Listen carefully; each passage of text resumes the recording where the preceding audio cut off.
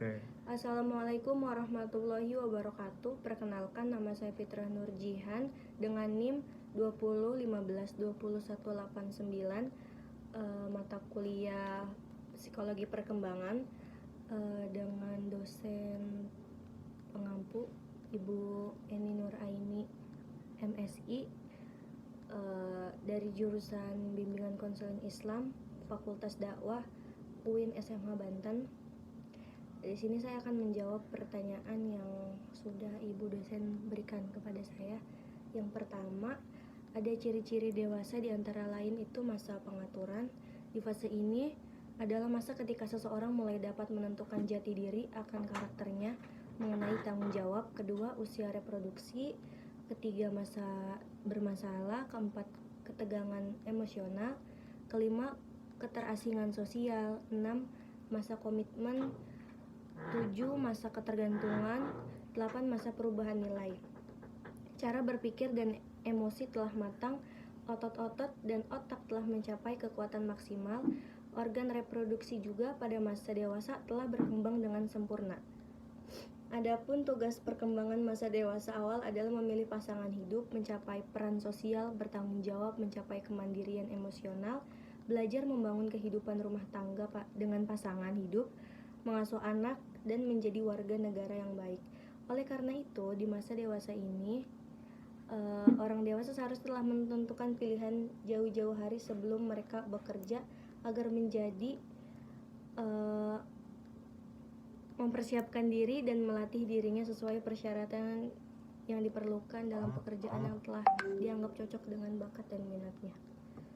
Nomor 2, orang dewasa muda yang mempunyai tanggung jawab untuk menanggung beban keluarga sering lebih cepat dengan menentukan bidang studi yang akan dipelajari dan bidang pekerjaan yang diminati dibandingkan dengan orang dewasa muda yang tidak mempunyai tanggungan keluarga. Memilih bidang pekerjaan yang cocok dengan minat dan bakatnya tergantung pada berbagai faktor tertentu. Beberapa yang dianggap faktor umum adalah apakah dirinya menyukai jenis pekerjaan yang dipilihnya, bukti-bukti tentang kemampuan untuk menyelesaikan tugas tertentu dengan berhasil, dan keharusan membayar uang dan tanggung jawab lainnya. Nomor 3, masa dewasa.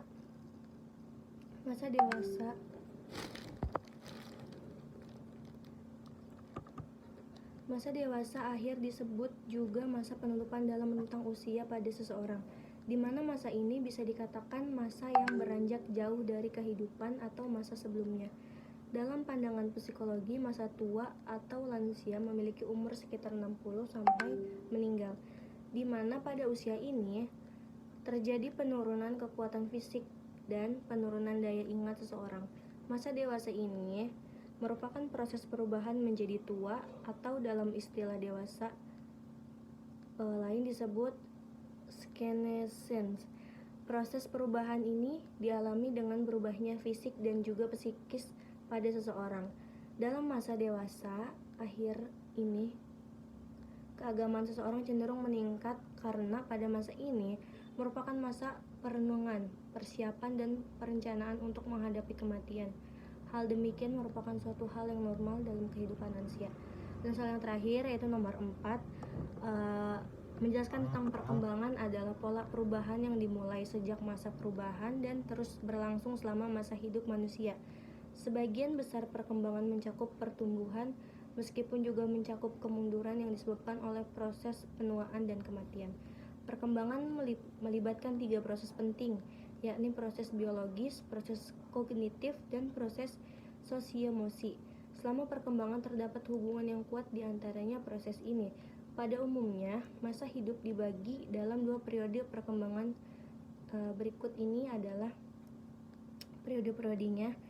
Yang pertama, masa prakelahiran, pembuahan hingga kelahiran, masa bayi 18-24 bulan, masa kanak-kanak awal 2-5 tahun, masa kanak-kanak pertengahan dan akhir 6-11 tahun, masa remaja 10-12 hingga 18 hingga 21, masa dewasa awal 20-an hingga 30-an, masa dewasa menengah 40-an hingga 50-an, masa dewasa akhir 60-an hingga 70-an hingga kematian.